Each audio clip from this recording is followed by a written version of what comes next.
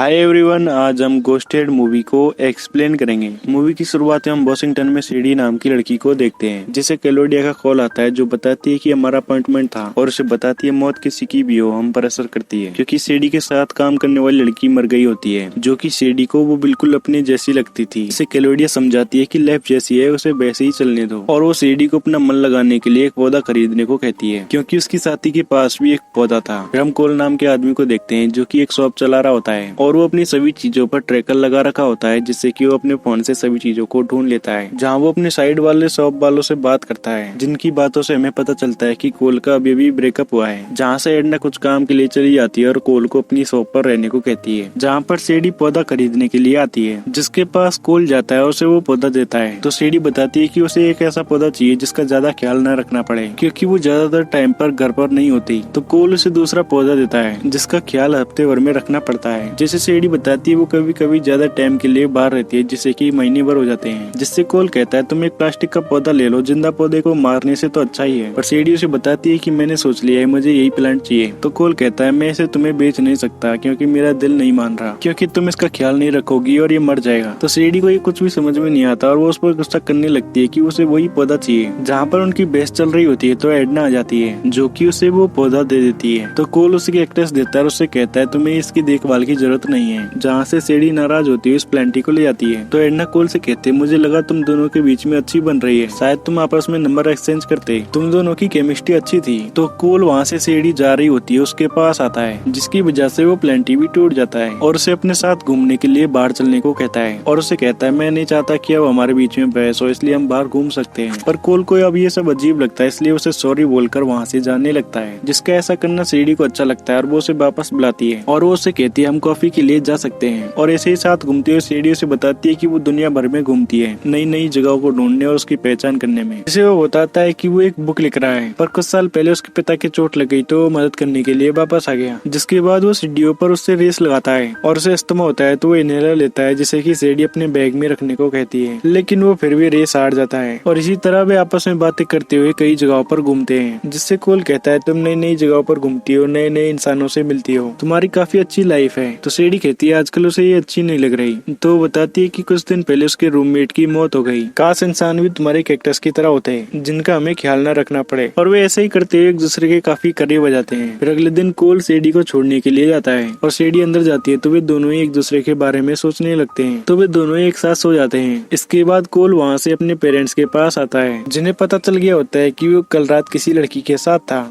तो वे कोल से उसके बारे में बताने को कहते हैं, जिसके बारे में कोल बताता है कि लगता है मुझे मेरी लाइफ पार्टनर मिल गई। जहाँ उसकी बहन उसके फोन में सीडी की फोटो देख लेती है और उसे कहती है जब वो सो रही थी तब तुमने उसकी फोटो खींची, तुम फिर से साइको जैसी हरकतें करने लगे हो, तुम इसी तरह ही लगे रहते हो मैसेज और गिफ्ट भेजने में, इसलिए तुम्हारी पिछली गर्लफ्रेंड तुम्हें छोड़कर चली गई थी। पर कोल को इन सब बातों से कोई फर्क नहीं पड़ता और कहता है मैंने सिर्फ एक ही मैसेज भेजा है, जिसके साथ बस कुछ इमोजी भी है। और वो अपने पेरेंट्स को बताता है कि वो बहुत ही अच्छी है। जिसके बाद वो अपने पिता के साथ खेती का काम कराता है और सीडी को भेजे हुए मैसेजों को देखता है, लेकिन उसे कोई भी रिप्लाई नहीं आता, जिसका कि वो पूरे दिन इंतजार करता है, लेकिन उसे फिर भी कोई भी रिप्लाई नहीं आता। फिर कोल काम कर रहा होता है तो उसके पिता और उसकी बहन उसके बारे में बात कर रहे होते हैं। जहाँ कोल तक जाता है तो उसके पिता उसे इनहेलर लेने को कहते हैं। तो कोल को याद आता है कि उसका इनहेलर तो सीडी के पर्स में ही रह गया है, जिसकी लोकेशन को वो देखता है तो वो लंदन में होती है। तो वो अपने पेरेंट्स को बताता है कि वो काम के सिलसिले में ट्रैवल करती रहती है, जिसे उसके पेरेंट्स बताते हैं शायद यही वजह रही होगी कि वो तुम्हें मैसेज नहीं कर पाई। तो उसकी माँ उसे वहाँ जाकर सरप्राइज देने को कहती है। तो कोल को ये आइडिया काफी पसंद आता है और उसके पास एक ब्राउचर भी होता है, जिससे कि वो लंदन चला जाता है, जहाँ जाकर वो ट्रैकर की मदद से सीडी को ढूंढने की कोशिश करता है। तो वो सामने के लोगों में देखता है, लेकिन उसे वहाँ पर सीडी दिखाई नहीं देती और उसे फिर से लोकेशन मिलती है। तो वो एक जगह पर आता है जो कि बिल्कुल शांत जगह होती है और कोल की ओर दो लोग आने लगते हैं। तो कोल को ये सब ठीक नहीं लगता और वो वहाँ से जाने की कोशिश करता है, लेकिन वे उसे बेहोश कर देते हैं। फिर उसके ऊपर से मास्क हटाते हैं तो वो एक आदमी के पास होता है जो कि उसे टैक्समैन बोल रहा होता है और वो बताता है कि टैक्समैन ने उन्हें रोकने की कई बार कोशिश की है और अब बॉस ने टैक्समैन से पासकोड पूछने की कही है। तो वो कोल को टैक्समैन कहकर पासकोड बताने को कहता है, जिसे कोल समझाने की कोशिश करता है कि आप लोगों ने गलत इंसान को पकड़ लिया है, मैं टैक्समैन नहीं हूँ, मेरे पास कोई पासपोर्ट नहीं है। पर वो आदमी कोल की बातों पर विश्वास नहीं करता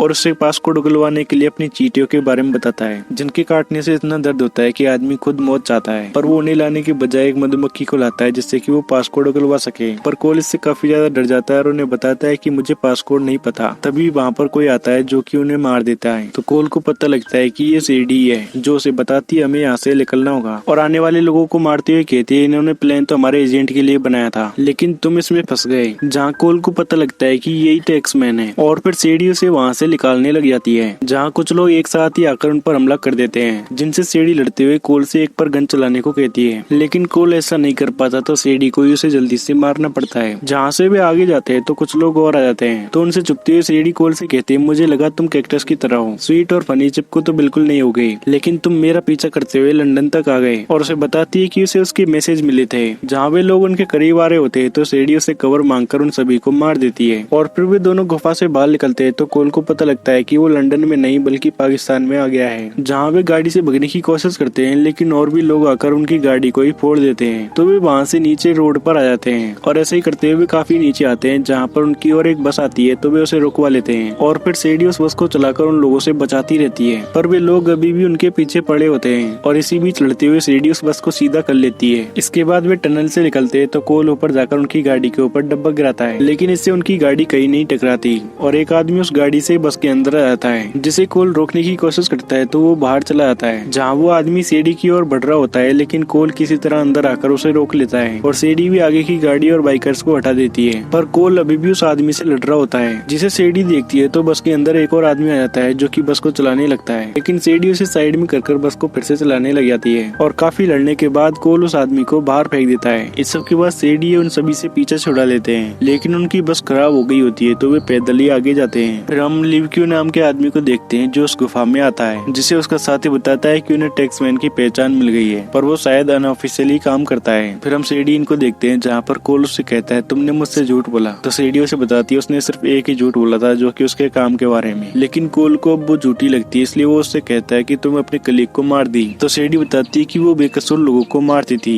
और उससे परेशान होकर कहती है अब तुम किसी के बारे में बात नहीं करोगे, जब तक तुमसे पीछा नहीं छूटेगा मैं मिशन पर वापस नहीं जा सकता। तो कोल कहता है मुझे भी यहाँ पर तुम्हारे साथ नहीं रहना, मुझे यहाँ से गायब हो जाना है। जिससे सीडी बताती है तुम्हें ऐसा ही करना चाहिए, जहाँ तक मैं उन लोगों को जानती हूँ वे किसी को भी नहीं बख्शते और अब उन्हें लगता है कि तुम टैक्समैन हो। फिर हम लेविक्यू को देखते हैं, जिसे वैगनर बताता है हमें पता लग गया है कि टैक्समैन कैसा दिखता है। तो लेविक्यू टैक्समैन के ऊपर $1 मिलियन का इनाम रखवा देता है। फिर हम रात को कोल इनको देखते हैं, जिसे सीडी एक जगह पर लाई होती है, जहाँ से वो किसी तरह कोल को घर भेज सके। इसके लिए सीडी एक आदमी से मिलने के लिए जाती है, जिसका नाम मार्क होता है और वो आते ही सीडी के ऊपर टूट पड़ता है। तो सीडी उसे कोल के बारे में बताती है और बताती है ये वही लोग थे जिन्होंने एक्सट्रैक्ट चुराया है, जिसके बारे में मार्क को बताता है कि वो एक बायोकेमिकल वेपन है जिसे कि वे बेचने वाले हैं, लेकिन इसके लिए उन्हें पासपोर्ट चाहिए जो कि टैक्समैन के पास है। जहाँ मार्को की बात सुनकर कोल पूछ ही लेता है कि क्या तुम कपल हो। तो मार्को बताता है हाँ, उन्होंने मिशन के वक्त एक रात साथ गुजारी थी। तो सीडी इन सब बातों को बीच में रोककर उन्हें बताती है कि मुझे एक्सट्रैक्ट ढूंढना है और मार्को से इसके लिए कोल को घर पहुँचाने को कहती है। जहाँ मार्को को पता चलता है कि ये उसका बॉयफ्रेंड है, तो सीडी वहाँ से कोल को सौंप कर चली जाती है, जिसे कि मार्को ज्ञान देता हुआ ले जा रहा होता है, लेकिन मार्को को एक बाउंटी हंटर मार देता है, जिसके साथ सीडी होती है और वो कोल को भी अपने साथ ले जाने लगता है। जिन्हें अपने साथ ले जाने के लिए और भी बाउंटी हंटर आते हैं, लेकिन वे ऐसे ही आपस में लड़कर मर जाते हैं। जिनमें से एक से सीडी पूछ लेती है कि वो उन्हें कहाँ ले जाने वाले थे और फिर वो कोल के साथ कार से चली आती है, जहाँ सीडी उसे बताती है मैं तुम्हें सेफ जगह ले जा रही हूँ, जहाँ से मेरी टीम का कोई भी आकर तुम्हें ले जाएगा, क्योंकि वो एक्सट्रैक्ट ढूंढने के लिए जा रही होती है। जिससे कोल कहता है तुम्हारे दिमाग में यही घूमता रहता है, केमिकल वेपन, पासकोड, गोलियां, ये सब। तो सीडी उससे पूछती है तुम पासकोड के बारे में कैसे जानते हो। जिसे कोल बताता है वो कीड़े वाला आदमी पासकोड के बारे में पूछ रहा था, जिसके लिए सीडी उस पर चिल्लाती है कि तुम मुझे अब बता रहे हो। तो कोल उससे पूछता है कम से कम ये तो बता दो कि मेरी जान किस वजह से जाने वाली थी। तो सीडी बताती है एस्टेक एक हाई सिक्योरिटी केस के अंदर है, उसे बिना पासकोड के नहीं खोल सकते, सिर्फ एलेना ही थी जिसे डीएनए इंक्रिप्शन का पता चल गया था। और बताती है एस्टेक का पासकोड एक जिंदा चीज का पूरा जेनेटिक सीक्वेंस है, इससे पहले एलेना लबैक तक पहुंचती मैं उस तक पहुंच गई, इसीलिए उन्हें लगता है कि पासकोड सीडी के पास है। जिससे सीडी समझ जाती है कि वो हथियार को बायर्स को नहीं दे पाएगा, तो वो कोल को पकड़कर मैग्नर के पास ले आती है, जो कि सीडी से काफी खुश होता है कि वो उसे पकड़ लाई। जहाँ पर लबैक भी आ जाता है, जो कि कोल को देखता है, जिससे बताता है कि वो भी पहले कोल की तरह ही था, मैंने उनके लिए सब कुर्बान कर दिया, फिर भी हम उनके लिए कठपुतली है जिसे वे जब चाहे नचा सकते हैं। और फिर वो कोल को पासकोड बताने को कहता है, जिससे कोल कहने लगता है कि मुझे नहीं पता, लेकिन सीढ़ियों से बीच में मारकर रोक देती है और लेबेक से अपने पैसे देने को कहती है। तो लेबेक उसे बताता है वे जैसे प्लेन से पहुंचेंगे उसे पैसा मिल जाएगा। और फिर वैगनर के साथ सीडी और कोल दोनों वहाँ से चले आते हैं, जहाँ वैगनर का साथी कोल का बैग चेक कर रहा होता है, जिसमें से उसे कोल का फोन मिलता है जो कि वैगनर को दिखाता है। तो वैगनर को इससे पता लग जाता है कि ये दोनों मिले हुए हैं, जहाँ सीडी जाकर कोल को समझाती है कि हमारा प्लान काम कर गया है, हमें हैशटैग मिल गया है, जिनके पास वैगनर और उनके साथी आते हैं जो कि कोल के फोन को बताते हैं। तो वो सीडी से सच बताने को कहता है। तो सीडी उसे बताती है ये तो एक मोहरा है, पासकोड तो मुझे पता है, जहाँ वैगनर को वो एक डब्बी देती है और इसे चकमा देकर वो उनसे लड़ने लग जाती है। साथ ही वो कोल को इसके लिए डांटती है कि उसने उसकी सोते वक्त फोटो ली थी और फिर वे दोनों उन लोगों से लड़कर उन्हें खत्म कर देते हैं। इसी बीच सीडी को चाकू लग गया होता है जिससे कि कोल देखने की कहता है। तो सीडी उसे पैराशूट से हैशटैग को लेकर वहाँ से जाने को कहती है, पर वो सीडी को वहाँ पर नहीं छोड़ता और वो अपने साथ सीडी को भी ले जाता है। और फिर वे स्कूटर आइलैंड पर रुकते हैं जहाँ पर सीडी की आंखें खुलती है। तो सीडी को पता लगता है कि कोल अपने साथ हैशटैग को भी ले आया है, जिससे कि सीडी काफी खुश होती है। फिर हम लेबेक को देखते हैं जो कि वायर के साथ होता है, जहाँ उसे वैगनर का कॉल आता है जो उसे बताता है कि टैक्समैन यहाँ से भाग गया है, जिसे लेबेक टैक्समैन को ढूंढने को कहता है, नहीं तो वो उसे ही मार देगा। जहाँ वैगनर को उनका लोकेशन मिल जाता है। फिर हम सीडी इनको देखते हैं जो कि आपस में बात करते हैं और वे फिर से एक दूसरे को पसंद करने लग जाते हैं। और फिर सुबह कोल लकड़ियाँ इकट्ठा कर रहा होता है, तभी सीडी देखती है कि उनकी ओर वैगनर बहुत सारे लोगों को लेकर आ रहा होता है, जो कि वहाँ आकर उन पर हमला करने लग जाते हैं। पर वहाँ सीडी इनको बचाने के लिए मरीन के सोल्जर्स आ जाते हैं, जो कि उन लोगों पर हमला करने लग जाते हैं। पर इसी बीच वैगनर हैशटैग को लेकर गाड़ी से वहाँ से भाग जाता है, जो कि उन्हें वहाँ से CIA के हेडक्वार्टर वर्जीनिया में ले जाते हैं,